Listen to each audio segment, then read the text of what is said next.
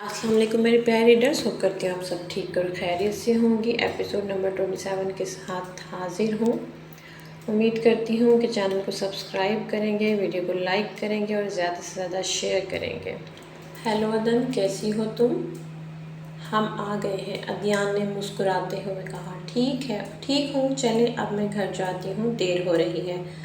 ادن وہاں سے چلنے لگی۔ رکو ادن، میں چھوڑ دیتا ہوں گھر تمہیں، ابھی اس وقت اکیلے جانا ٹھیک نہیں، تم دوست ہو میری۔ کتنا عجیب انسان ہے یہ،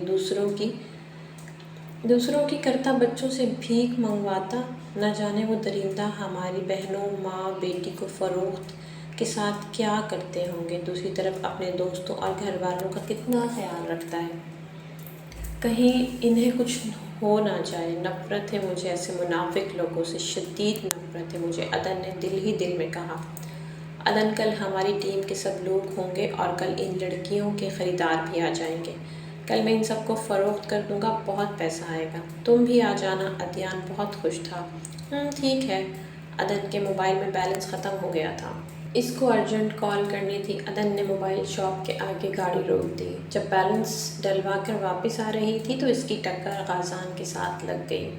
اوہ سوری، ادن نے جلدی میں کہا، کیونکہ اسے دیر ہو رہی تھی۔ سوری تو تمہیں لازمی کرنا چاہیے ادن۔ غازان نے نفرت بھری نگاہ سے ادن کو دیکھا۔ غازان تم؟ ادن غازان کو دیکھ کر رکی۔ ہاں میں تمہیں بہت سمجھدار سمجھتا تھا، لیکن تم بھی اپنے باپ کے نقش قدم پر چلنے لگی ہو۔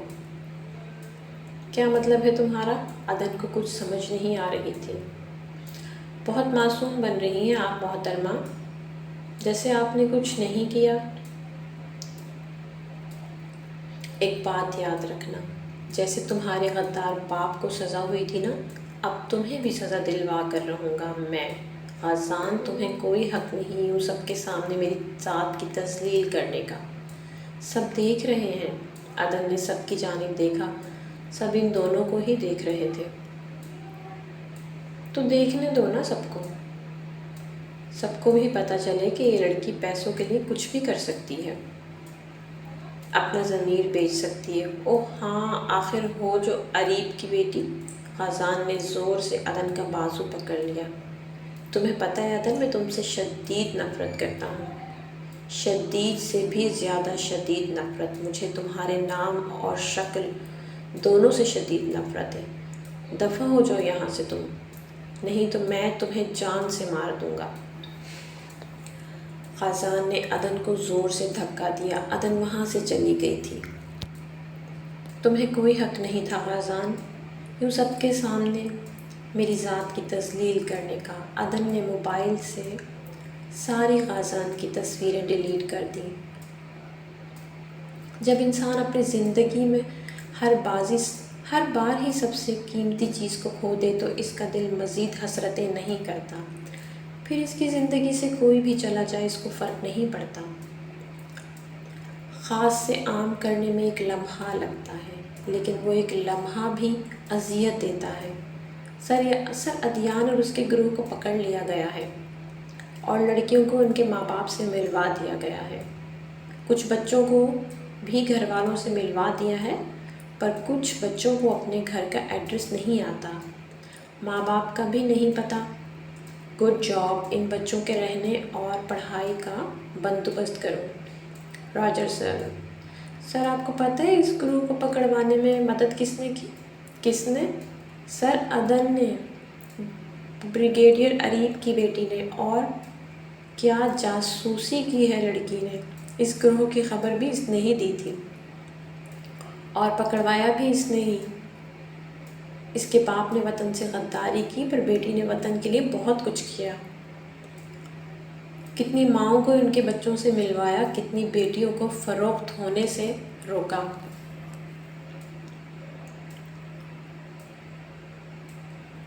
ورنہ یہ درندے پتہ نہیں ہماری کتنی بہنوں کی عزتوں کے ساتھ کھیلتے۔ سلیوٹ کرتا ہوں میم، ادن میم کو۔ کیا ادن؟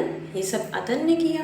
غازان چیئر پر بیٹھ گیا۔ موبائل شاپ میں جو کیا اس نے ادن کے ساتھ، وہ غازان کے ذہن میں گردش کرنے لگا۔ اوہ میرے خدایا، میں نے یہ کیا کر دیا؟ غازان، میں نے تمہیں کہا بھی تھا کہ آنکھوں دیکھا سچ نہیں ہوتا، مگر تم نے یقین ہی نہیں کیا۔ احد نے غازان کے کندھے پر ہاتھ رکھتے ہوئے کہا، یار میں نے سب کے سامنے عدن کی بہت بے عزتی کی ہے، میں نے سب کے سامنے اس کو غدار اور پتہ نہیں کیا کیا کہا۔ غازان اپنی اس حرکت پر بہت شرمندہ تھا۔ اب جاؤ عدن سے معافی مانگ لو۔ احد غازان کو سمجھانے لگا، یار وہ مجھے معاف نہیں کرے گی، میری اس حرکت کے بعد تو وہ میری شکل دیکھنا بھی ضروری نہیں سمجھے گی۔ کر دے گی معاف، لیکن تم نے اس کو ہرٹ بھی تو بہت کیا ہے نا، اب سزا تو ملنی چاہیے تمہیں۔ کہا بھی تھا کہ پہلے بات کی تہہ تک جاؤ، لیکن نہیں، جناب نے سننی تھوڑی ہے کسی کی۔ احد نے منہ بناتے ہوئے کہا، اچھا چلو اب جاؤ اور معافی مانگو۔ تجھے لگتا ہے وہ مجھے معاف کرے گی؟ امید تو ہے، اور امیدوں پر ہی دنیا قائم ہے، اور ہم سب امید سے ہیں۔ ہاں، جاؤ دفع ہو، تجھے مذاق کی پڑی یہاں، بھائی تیرے کی جان پہ بنی ہے۔ اچھا چل، میں چلتا ہوں عدن کے پاس۔ ہاں، بیسٹ آف لک، بھابھی کو منانے میں اللہ تجھے کامیاب کرے۔ احد نے ہنستے ہوئے کہا، آمین۔ ماسی بیل بج رہی، دیکھیں باہر کون ہے؟ جی عفاف بی بی جی، میں دیکھتی ہوں۔ السلام علیکم، عدن گھر پر ہیں؟ عدن بی بی تو نہیں ہے، پر عفاف بی بی جی ہیں۔ کون آیا ہے ماسی؟ عفاف نے پوچھا۔ بی بی جی غازان سر آئے ہیں۔ غازان؟ عفاف باہر آ گئی۔ آؤ بیٹا اندر آ جاؤ۔ نہیں آنٹی، دراصل عدن سے کام تھا ضروری۔ بیٹا عدن تو ہسپتال ہوگی، تم آ جاؤ، بیٹھو، میں تمہارے لیے کچھ بنا کر آتی ہوں۔ نہیں آنٹی، تکلف کی ضرورت نہیں، میں پھر آؤں گا، میں عدن کے ہسپتال چلا جاتا ہوں، کام ہے۔ بیٹا خیریت تو ہے نا؟ جی آنٹی، آپ پریشان نہ ہو، خیریت ہی خیریت ہے، چلیں میں چلتا ہوں۔ واہ، عدن میڈم ڈاکٹر بن گئی، بہت مریض ہیں محترمہ کے پاس۔ غازان عدن کے آفس آ گیا تھا۔ تم یہاں کیا کر رہے ہو؟ عدن چیئر سے اٹھی۔ میں بھی مریض بن گیا ہوں، میرا علاج کر دو۔ عدن خاموشی سے اٹھ کر باہر جانے لگی۔ غازان نے عدن کا ہاتھ پکڑ لیا اور اپنے قریب کر لیا۔ میری ذات کی تذلیل کر کے سکون نہیں آیا کہ یہاں بھی آ گئے ہو مجھے ذلیل کرنے؟ آئی ایم سوری، میں بہت شرمندہ ہوں، میں جانتا ہوں میں نے غلط کیا، پر مجھے کیا پتا تھا محترمہ بھی جاسوس ہے۔ بس جاؤ، مجھے تم سے کوئی بات نہیں کرنی۔ I hate you but I love you. جب چاہا محبت کے دعوے کر لیے، جب چاہا چھوڑ دیا، جب چاہا اپنا بنا لیا۔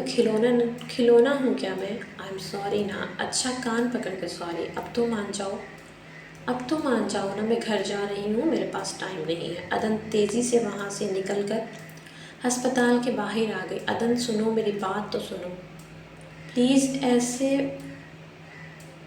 ایسے میں مانتا ہوں میں نے غلط کیا ہے، پر معافی مانگ رہا ہوں، پلیز نہیں جاؤ۔ عدن کچھ کہنے والی تھی کہ اتنے میں دو نقاب پوشوں نے آ کر غازان کو گولی مار دی اور تیزی سے وہاں سے چلے گئے۔ غازان؟ عدن بھاگتے ہوئے غازان کے پاس آئی۔ I am sorry and I really love you, میرے بات اپنا خیال رکھنا۔ بکواس نہیں کرو، کچھ نہیں ہونے دوں گی میں تمہیں، سنا؟ کچھ بھی نہیں۔ عدن کے آنسو غازان کے چہرے پر گرنے لگے۔ تو میرے پیارے ریڈرز، امید کرتی ہوں کہ آپ کو ایپیسوڈ پسند آیا ہوگا۔ اگر اچھا لگے تو کمنٹ باکس میں اپنی قیمتی رائے کا اظہار کیجیے گا۔ پلیز سبسکرائب کریں، ویوز دیں زیادہ سے زیادہ۔ Thank you.